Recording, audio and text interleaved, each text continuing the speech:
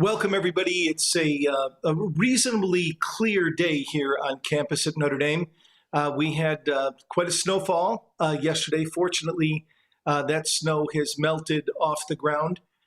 When you marry a Brazilian and you move that person to South Bend, Indiana, a mid-April snowfall can put undue stress on the marriage. So we're glad that there's no sign of snow now, and it's actually supposed to get up into the high 70s and even into the 80s early next week. So we're going to bounce back from this, just like we're bouncing back from, as a nation, from this pandemic. So a quick update on COVID on campus. The 7-day trailing positivity rate is at 0.4%, pretty much the lowest that we've been at since this semester began. New cases are in the single digits each day. I think on Monday it was 9. And so a very manageable number for us, and we're feeling pretty bullish about going forward. As probably you heard, we had the Pfizer vaccine on campus for a full week and offered incentives to our Notre Dame students, undergrad, graduate, and professional students to participate in that vaccination process. We're really pleased to say that the goal that was set out for a loosening of a number of the requirements, protocols, was to hit 90% of the student body, and we achieved that on the last day. And so now 90%, a little over 90% of our student body has proof of having at least the first vaccination, if not both. We'll come back on the 29th of this month for another week for students to follow up with their second vaccination, which means for those who will be graduating this year, they should all be vaccinated, and they will have two weeks under their belt. What are some of the loosening of the restrictions that have occurred on campus and they've gone in place today? One is that students can visit each other in other dorms. In the 24-hour spaces, they can gather amongst themselves, which is terrific. And we're opening up sections where dorm members can visit each other in other people's rooms. They can gather in the lounges and the sections, and an area where we had seen a great spread of the pandemic early in the semester now is being reopened. We're also going to increase the outdoor gatherings as of today from 10 persons to 25 persons. And it's still 10 persons indoors, but 25 persons outdoors. And we just put up all the volleyball nets on campus and put the basketball hoops are up, and the courts are busy. And it's wonderful to see. It's the first time they've been up for this entire academic year. And finally, we're loosening the requirement to wear masks outdoors. So students can walk and jog around campus.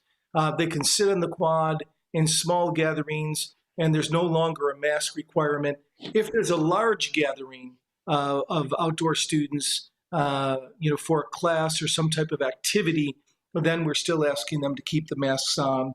But really wonderful news. And we're preparing to wrap up the semester and then move on to probably the only school that's going to do an in-person, among the top 20 anyways, is going to do an in-person graduation with an invitation of some family members. So we're really excited about that. And I'm really excited today to interview a student who, in full disclosure, I've gotten to know very well because he is a senior at Notre Dame, and he is a close friend of my son's.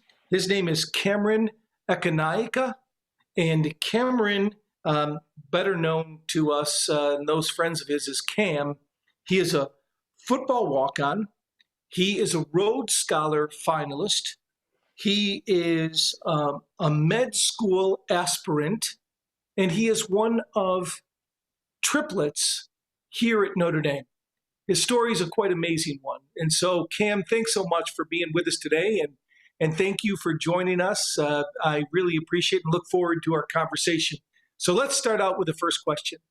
My understanding is you grew up, and went to a school in Niles, Michigan, just down the street from Notre Dame, and that you were thinking of going to college elsewhere. You wanted to get further away from home. Tell us a little bit about what schools you were thinking about and how did you end up at Notre Dame? Yeah, kind of a question my siblings and I get asked a lot actually because we all had this notion to wanting to go far away. We grew up in South Bend, much like little Louis, but I don't know. Notre Dame kind of almost lost its shine to us just because of how close it was. It was essentially closer to our home than our high school was. Our mom had gone here, and she obviously wanted us to go here. And I think, as is normal with any high school age kid, they tend to do what their mom doesn't want them to do. So, yeah, I was looking far away, primarily the East Coast, West Coast. I had kind of got it down to some Ivies, MIT and U Chicago, and here. But I really, really wanted to go to MIT, and I was planning on going to MIT just as a student, not even to play football. And Notre Dame kind of came on the line at the last second and talked to me about this preferred walk-on spot and what it would mean. And it turned me back on to Notre Dame. I kind of realized I hadn't even been on campus, or I've been to one football game. So I didn't really give Notre Dame a chance. And when I came here on some visits for football, I kind of realized that Notre Dame was probably too special a place to turn down just because I live close by. And I came here, and it's been the best decision I've made so far. So, Yeah, it's fantastic. That's a great story, and you were accepted to some obviously outstanding situations. But having gotten to know your family a little bit, your mother works in the investment office here at Notre Dame and over at their Eddy Street offices. And I just have to tell you, knowing your mother, she is a tour de force. So if I'm betting on her persuasive skills up against your kind of wayward tendencies, my bet's on her every day of the week. So I know she really yeah. wanted you and the triplets to be here, and she ultimately prevailed. Oh yeah, she always said that it was our decision, and she'd support us no matter what. But I remember when I went into her room to tell her that I'd chosen MIT, it didn't really seem like that much of a decision. But Well, it's one of the things we talk about when we're recruiting student athletes, for example, that if it's the parents' decision, when they look at all the other schools, we're going to win almost every single time because the mhm, parents have a depth of knowledge and wisdom to them that they tend to kind of lean the Notre Dame direction. The student athletes might think that there's some other perks or benefits that they might find at some warmer campuses, and we might lose them. But if the parents are deciding, our win rate is very very high. So you weren't even planning then on playing college football, and you were the quarterback, very successful quarterback at a very competitive high school program in the area. How did this work out that all of a sudden you were preferred walk on, and why was that so decisive to kind of turn your decision? so I love football. I mean, I've played it since not actually that long. My mom actually hated football, so we weren't really allowed to play football for a long, long time. So, um, but yeah, I loved it.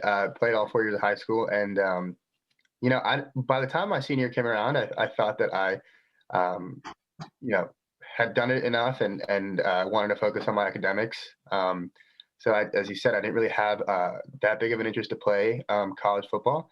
But my senior year, much to the accreditation of my teammates, I played pretty well, and I got some looks from some places, and I started to realize that maybe this might be fun if I keep doing this. I got some look at some Ivy League schools, nothing crazy, um, and even some smaller D2 schools. But I really, just wanted to kind of still look at education and just pursue just being a student. Um, and then with the more and more attention in terms of recruiting, I kind of realized like I don't want to give this up yet. Um, and Notre Dame, lo and behold, came on the scene. I think I don't know if you're familiar with Dave Poloquin. Uh, Mhm.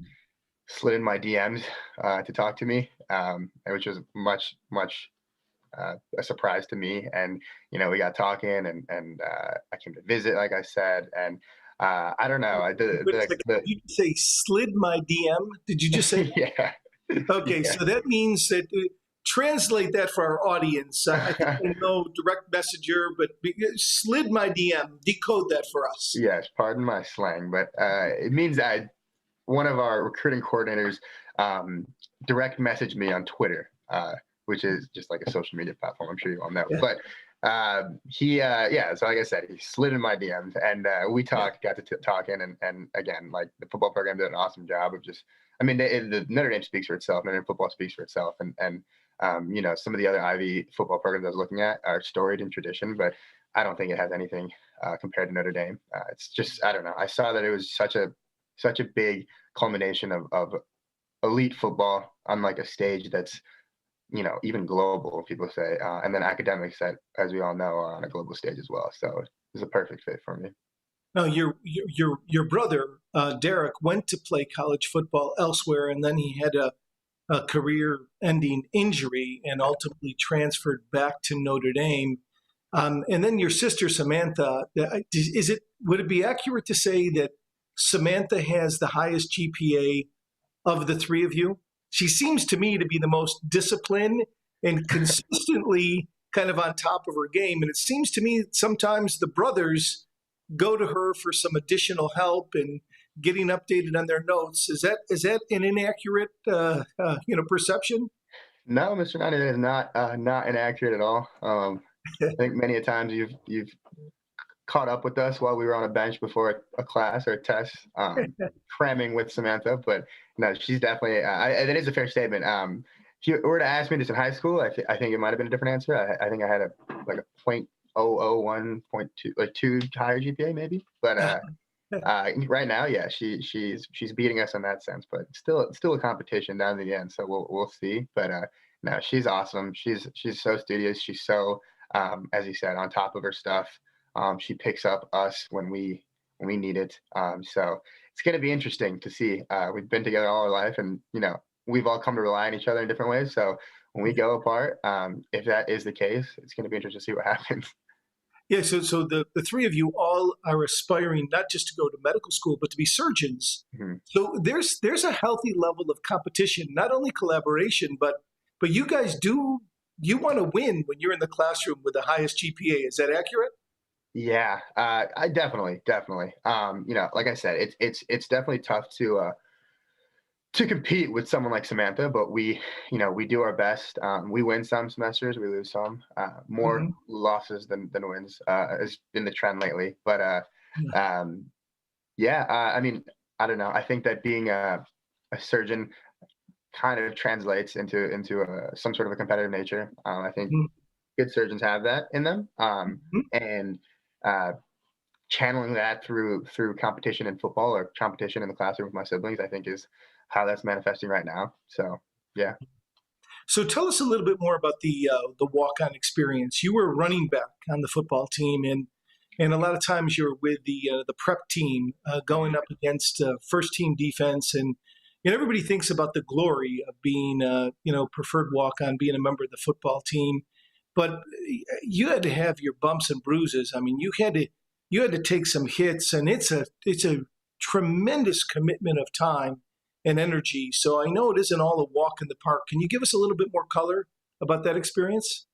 Yeah, it's definitely an undertaking. I'm again, I'm so glad I've done it. I've made some of the best connections with people and coaches and my teammates that I don't think I could have doing anything else. But Mhm. it's tough. The WAPU Nation, it's an acronym for the Walk On Player Union, is a really tight knit group of guys. We are in it every day together. We struggle together. We bleed together. We study together, and it brings us really close. As you said, I've spent a lot of time on scout team.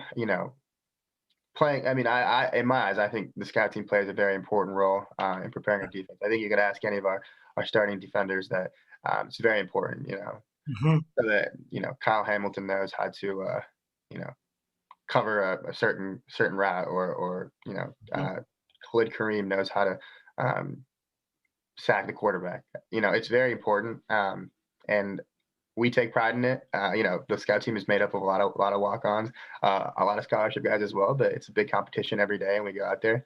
Mhm. You do acquire your fair share of bruises, but that comes with the territory. It comes with football. Um, Who did you feel getting hit the most by when you were breaking through the line of scrimmage? Who hit you the hardest? uh, that's tough. There's a lot of people I could say right now. Yeah. Uh, I would say either Drew Tranquil, Mhm. uh, Drew White, or Julian Aquara. Those guys, or Ade Ogundeji. And I think you might know Ade, but if he's listening, he's a tough time. He's a tough time wrapping somebody up. He tends to tackle people. So yeah. Yeah. So But you got hit hard a lot. Uh, yeah. But you learn to love it. You learn to love it for sure. But Now, Chris Fink, right? When he was on the, he was a walk on first. He was part of the Wapu Nation, and then when he went on to get a scholarship, as some do, they still really identify with the other walk ons. Is that fair? oh, absolutely, absolutely. And I think Notre Dame is different in that sense too. I don't think there's any like you walk into our locker room, you wouldn't be able to tell who's a walk on, who's a scholarship guy. I mean, other than the fact that somebody might be 6'8" and Yeah. I'm 6'1", maybe 6'2" Mhm. on a great day. But so there's that. But when these guys transcend to get a scholarship, um, they're very grounded in their roots per se, and they identify with WAPU. It's it hedges on a cult almost. We really embody it, and just love the group of guys. So How many members at a time are part of the Wapu Nation? Roughly, how many student athletes are we talking about? I get asked this a lot, and I should know the answer to this, but I believe it's from any given time it could be between 30 to 35, maybe. Got it. Uh, Yeah. Maybe on some years 40, maybe some years Mhm. 25. It really depends on what type of class we bring in each year. So yeah. So do you have a favorite memory, something that jumps out about your football experience, your 4 years here? Yeah. There's so many just like awesome memories. That's another thing that comes with Notre Dame football. You get to be in some of the biggest stages and under the brightest lights, and even if you're not playing, it's just such a moment to take in. But I don't know. I think it would be remiss of me if I didn't say the Clemson game. Hmm. I especially that being my senior year, we've spent so many times getting so close to games like that, and tasting it and then falling short right at the end. So to have that, uh, you know, come to fruition finally, and against the number one team at that, and it being Clemson, I don't know. It was such a great feeling. I think that might have been one of the best days of my life. Yeah, that's great. And I'm sure as the students poured out into the field at that time, probably some of your close friends were all jumping up and down with you and sought you out and everything else. There's got to be some great memories in that. Absolutely, Yeah. absolutely. So tell me a little bit about just the balance. Do you think it made you a better student because you have limited amount of time to keep up with a very aggressive, pre-medical course of studies, and everybody else has a lot more time. So you had to be, my guess is, more disciplined than ever to keep up with your studies. How did you manage that balance? Yeah, and I mean, honestly, people say that being a student athlete kind of forces you to be regimented and have a schedule and whatnot. And I totally agree with it. I don't know. As a freshman, it's definitely hard to get in that mode, kind of coming from high school where Hmm. things are a little easier. But I don't know. I know for a fact that as it went on, I found that I was held to a standard where I had to do stuff at a certain time. Whether it was sacrificing hanging out with some friends sometimes, or sacrificing sleep a lot. But you know, you prioritize what's important to you, and I did, and I think I came to a good balance. It's funny because especially being a pre medical major on the team, there's not very many of them, and the tests tend to be in like 9 a.m., 8 a.m. in the morning, which is prime time for our workouts and practices and stuff like that. So Oftentimes throughout my years, I would have to come in, at 4 or 5 and do workouts and stuff beforehand. Four Um, or five in the morning. yeah, yeah, yeah. So there's that aspect to it, and it's You can't tough just say sometimes. that, hey, I got a big organic chemistry exam today. Can I just skip the workout? Yeah, I mean, I think our strength coaches are amazing. Some of the best people I've been around. Coach Flint, Coach Bayless, Grimes, Steiner, Beerus, all those guys. But uh, I definitely could have probably gone to them and said that. And like I said, they're great guys. But I don't know. I think they held me to a higher standard, and I held myself to a higher standard where I didn't want to, uh, I guess, cop out on those things or miss out on that. Even if that meant, like you said, waking up at 4 and doing a workout before with my organic chemistry exam, which I've done multiple times. Right. But it's funny, it's an interesting juxtaposition when you're on the hip press and you have a coach screaming in your face and you're on the verge of tears, but you have a 4-hour lab right after that. So, but I really think it's shaped me in many ways into who I am today. So. Yeah, no, that's terrific. In the crucible of fire there that in which you're forged, which is terrific.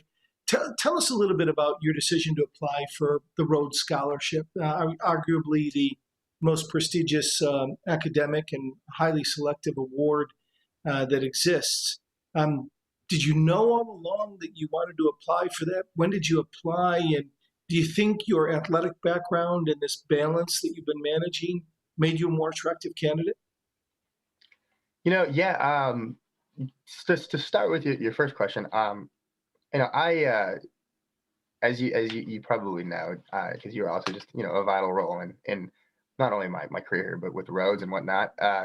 I really had no initial intention to apply to the Rhodes Scholarship. In my head, it was just almost like a such an honor, such a prestige, and so competitive. They pick 32 people in the country, and I didn't really think to apply. Not that I necessarily doubted myself. I don't know. It was always on another tier to me. Mhm.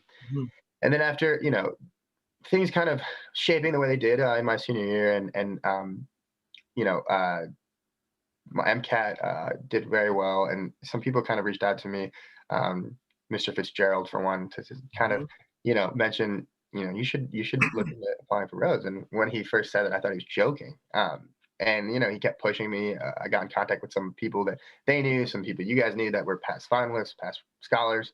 Mhm. Gave me great advice, and I decided to. While I was in quarantine, I wasn't doing anything. I was like, you know what, I might as well apply. And toss my hat in the ring. And it was a very tumultuous process because I came into it very, very late. Mhm. But I was very fortunate and very blessed to have Jeffrey Tebert from the CUSE office and the provost and stuff really support me regardless of how Just say the CUSE office is the Center for Undergraduate Scholarly excellent. Excellence. Yes, It yes, helps yes, out with an excellent program, the Flatley Center program. It helps to guide students toward Rhodes and Trumans and hmm Goldwaters, and all these kind of prestigious yes, academic scholarships. Yes, so yes. carry. Sorry. Yes, they are amazing, and again, Dr. Tebert, such an amazing guy. But yeah, they really supported me no matter how late I was. They did what they could to uh, nominate me, approve me, and get me to the ring. And from there, I was nominated. But I really I definitely think obviously football and this dynamic of being able to balance football and school was a factor in it. But I think more so, and I think what the Rhodes really looks at is how does somebody use their platform. And I think as my time at Notre Dame has gone on, I think I've realized the power that Notre Dame football has. Um, you know, you go into the community, and for most it's a religion, and they treat Notre Dame football players like greater beings sometimes, and it's almost it's a crime that little kids think that I'm like amazing out here. It's a robbery sometimes, I think. But I really thought that I could use that platform to try to reach more people, especially in the community, but hopefully even farther, whether that was with the Catholic Worker or Misericordia in Chicago with our clubs and stuff. I just thought that using that platform to be able to reach more people was be more effective, and it was. And I think Rhodes acknowledged that I was using that platform for that. So I think that helped me. Yeah, I'm sure it did. Tell us a little bit about how you got the news. I mean, it's really selective to become a Rhodes Scholar finalist, and that's when you get the notification that they actually want to interview you, the Rhodes committees, and so forth. How did you get that news? Where were you? How was that communicated to you? Yeah, I remember I was just right before one of our lifts. So this is the week of Clemson, the Clemson game actually. This was right before one of the lifts. I'd known that the news was going to come in here in a little bit. So the way it works is if you're picked as one of the finalists, you have like a cocktail party, a very, very, very, very rigorous interview. And they choose you, they line you up and choose you right there. So it's very, very, big honor to be chosen as one of those, which I was like, at that point, just like, if I can get a chance, that'd be amazing. And I was in the locker room right before a lift, and I saw the Rhodes header come in on my email, and I got scared. I told the story before, but I know Ian was with me, and he knew I'd Ian, applied. Ian Book, that Yes, is. yes, yes. Yeah. And I really just did not want to check at all. And I have a tendency to kind of put off those things, but he made me check it, and he saw it, and uh, I told my Coach Taylor, and they were all really happy for me because we had practice later on that day as well. So I just got really, really showered by praise and just congratulatory things like from my friends, and it was really amazing. The people around me really made me feel special, and I loved it. It wasn't just, it must have felt to you at that point that this just wasn't an honor for you, but it was like the whole team Yeah, embraced, in fact, the whole university and followers of the football team. It got a lot of publicity. Everybody took pride in your success to be able to balance being a student athlete at the highest levels of excellence. yeah, definitely. I was just shocked by the outpour of support and congratulations from like you said, people, just from the Notre Dame fan base, and community, and the extended family, outside campus, outside my friends, family, teammates. But yeah, no, definitely. I'm really glad that I was able to represent our football team in a way that I think is indicative of our program. We're a lot different than a lot of places where academics aren't just kind of put on the back burner. So I'm glad Mhm. they came through. So tell us a little bit about what you wrote about in your Rhodes essay and what you spoke about in the interviews. That was your vision to make a difference, and how you hope to use medicine to advance human civilization. Yeah. So the the funny thing about Rhodes is they ask you to essentially say how you're going to change the world in 1,000 words, which as a 21, 22-year old kid is daunting to say the least. But um, when I met the other finalists, they were some of the greatest people I've ever met, most amazing people, and everyone has such a unique approach to how they want to change the world.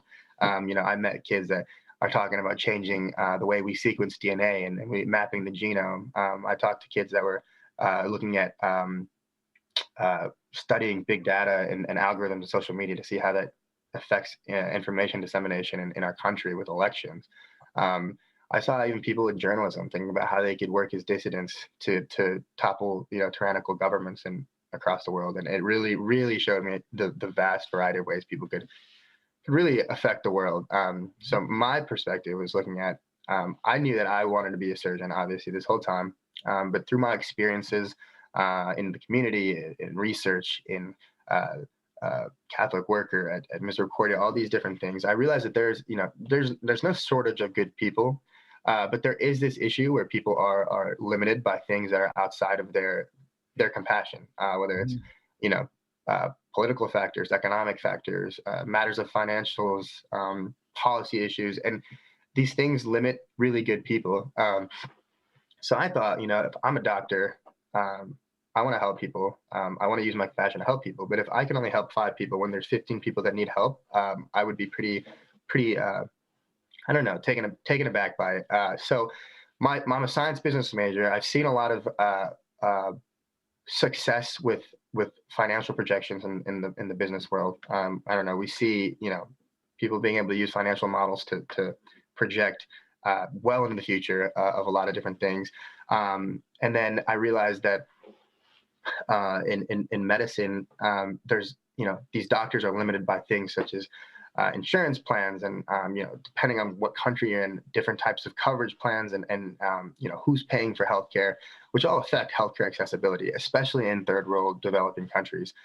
So my role was kind of proposing this idea to use modeling, use the power of modeling in healthcare policy, so that we can create more of a way to create sustainable healthcare policy that includes a lot more people. Because the issue right now is, in healthcare policy, people really enact a policy and it shifts blame from one actor to another actor in policy. Whether that's the burden of financing healthcare. People always talk about universal healthcare. Do I believe that healthcare is a basic human right for everyone? Absolutely. But is it probable to just assume that one person or one entity should pay for all of healthcare?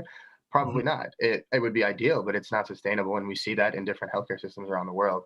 So proposing this type of modeling, stochastic model, deterministic modeling, to use to try to statistically project what types of healthcare policy will minimize and mitigate the burden for all of the different actors, might create more sustainable healthcare policy, so that when I'm a surgeon, I can help the 15 people that need help, if that makes sense.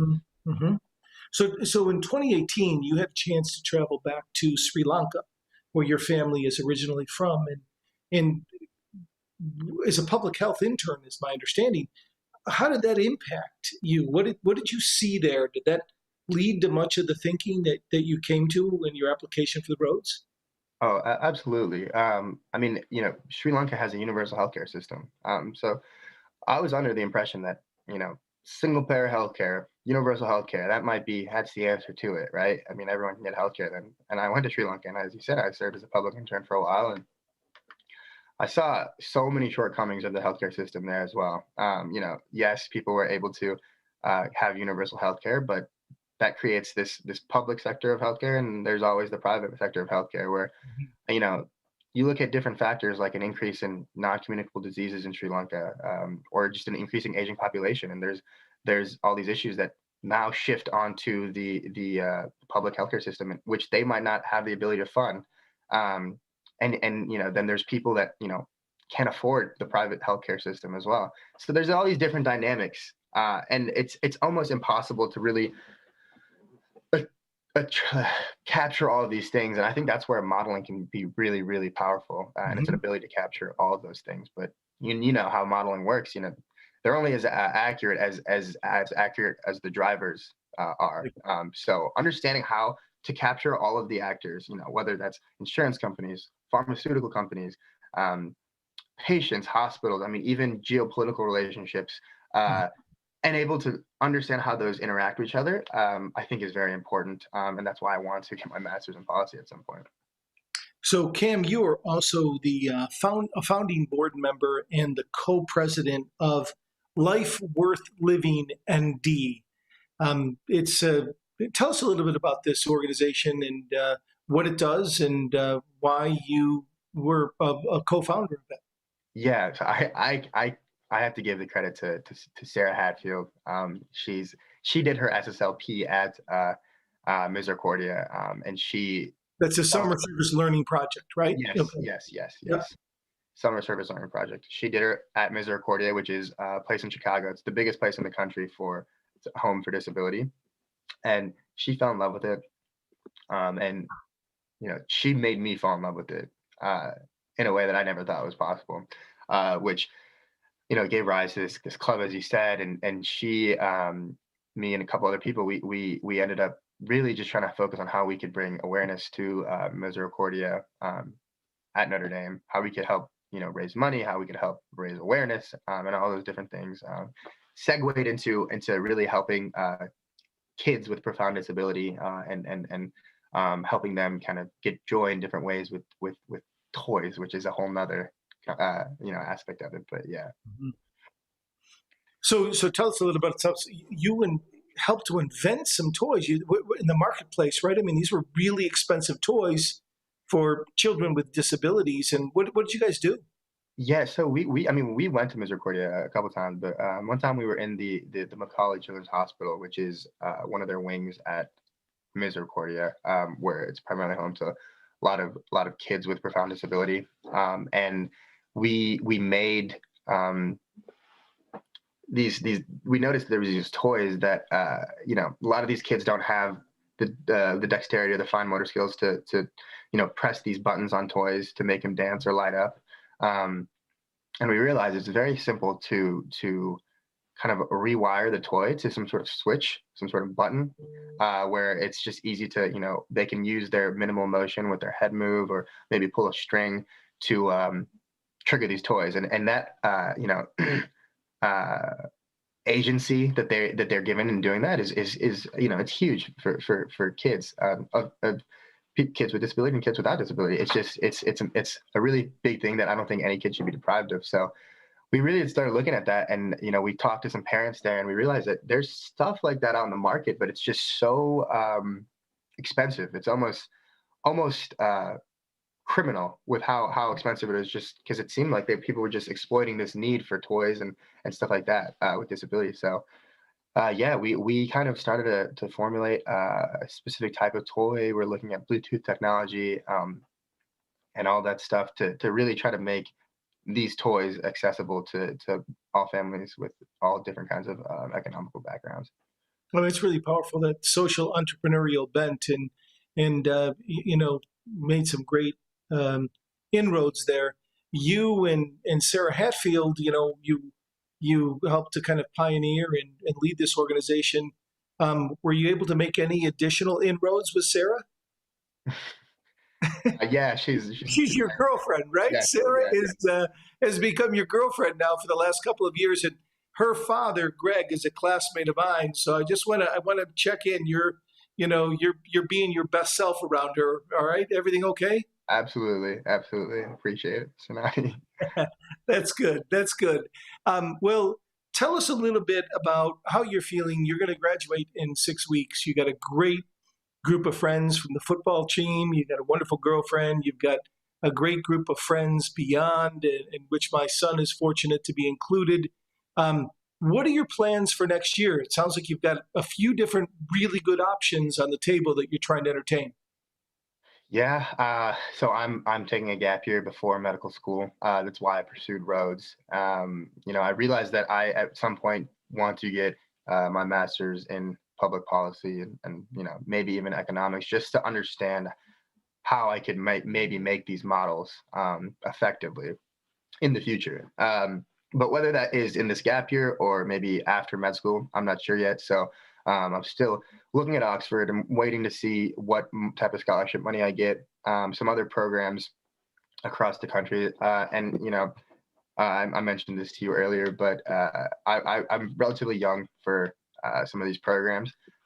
So if I don't get the money that I really am looking for, I can always defer to do this after med school, where my residency might look favorably upon it, and it might be a better time for me financially and just temporally. But if I don't pursue the policy masters before med school in this gap year, I might do something clinical related, clinical research, maybe looking more about types of healthcare systems in different places, or as I said, I might just hang up the scholastic side of things for a brief second before I dive right into it in med school and all of that the rest of my life. And I might just be an emergency paramedic responder in a city, New York, Chicago, somewhere, and just really get a different side of things and try to really broaden my view of the world around us, I guess.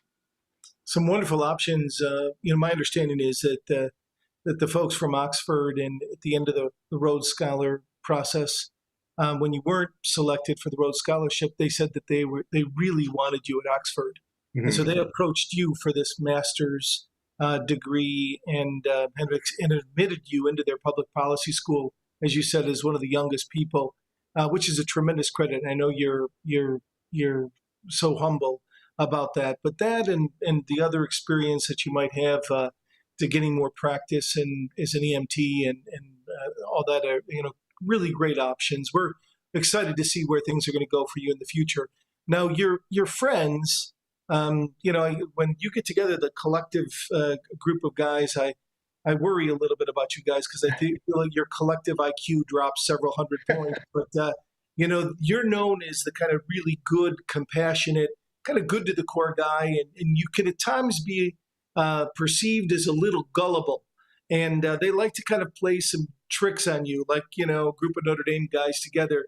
Can you give us an example of something that they got you to believe that might be a little embarrassing? No, yeah, I'm glad they're not on the call because they would have a plethora of stories to pull from. And like you said, I think I'm fortunate to be with those guys. Those guys raised me up so much, and you know, all of those guys, and they know who I'm talking about, are just, I don't know, they're awesome, except for the fact that they try to trick me a lot, and take advantage of my naive nature sometimes. One story that comes to mind is it's just in the heat of me studying for my MCAT. So this was in quarantine. Louis calls me, and he's with the other guys. They're in town, but they I can't see them because I'm just studying. I had to study, and so I'm really intensely studying. But I have Louis on FaceTime, listening to him talk and stuff like that. And they start talking about different summer internships because of COVID, how they've changed. And they convinced me of some of the internships that they were doing that I definitely shouldn't have believed. From working at a tanning salon to being a yoga instructor to being an intern at the Nathan's hot dog eating contest. Which, to my defense, I wasn't as locked in the conversation as I should be. But then again, I shouldn't have been as gullible. But they love it, and they never forget to tell that story. So. That's great. You got a good group of guys, and thank God you're such a good influence on them. But I know they care very, very deeply about you. This is got to be a bit bittersweet time for you to move on from this 4 years and to uproot some of these deep relationships. Although I think they'll be lifelong friendships. But all of you moving in different directions. Yet you're ready to take the next step. Can you share with us any parting words, to close up our interview about how you're feeling about your Notre Dame experience and any pearls of wisdom that you want to share with us as you move on to this next phase of your life? It's ironic that you asked me for wisdom because I feel like I come to you for a lot of times for wisdom. But Notre Dame, as you said, it's such a special place. It's really it's opened my perspective to a lot of different things, whether that's in healthcare or just in everyday life. Um, I'm saddened to see my time at Notre Dame end, but at the same time, I think Notre Dame's MO is to cultivate people and send them out into the world. So by my time ending at Notre Dame, it starts what the goal of Notre Dame is. I think that is sending people out into the world to cause change. And in remembering that, you can almost find a silver lining in your time at Notre Dame ending. And I again saddened to not be next to my friends every day, but I have as much confidence in them as well that they're going to go out and change the world in their respective ways as well. So I'm very, very excited to see that. Well, thanks so much, Cam. It's been really a lot of fun catching up with you today. I know others listening in have really appreciated your story. It's a story that you speak with so much humility about, but it's inspiring, I think, to all of us. And I have no doubt you're going to do incredible things in this world, both in big ways, but also in small, humble, holy ways, and the way you treat others. And having you and Samantha and Derek, all as Notre Dame pre-med students who are going to go on and as surgeons, I'll tell you, knowing you and your parents and your siblings, I'd be happy down the line to have any one of you perform a surgical procedure on me, whatever way you go, because I know you'd bring a confidence and an excellence to that care, and or with any of my family members. So I know great things lie ahead of you, and you're going to impact many lives. So thanks again for this time. I just want to close. We'll be with you again next week, Wednesday. We have a change in speaker, so we'll announce who it is. We're going to get somebody really good. And so join us next Wednesday at noon. And then the following Wednesday, we'll be joined by our provost, Mari Lynn Miranda, to give us kind of a state of affairs on all things Notre Dame, especially in the academic arena. And as we always do, thank you for joining us. Let's close together with a Hail Mary. Hail Mary, full of grace, the Lord is with thee. Blessed art thou among women, and blessed is the fruit of thy womb, Jesus. Holy Mary, Mother of God, pray for us sinners, now and at the hour of our death. Amen. Take care. God bless. Go Irish. And thanks again, Cam. Thank you so much, Mr. Nani.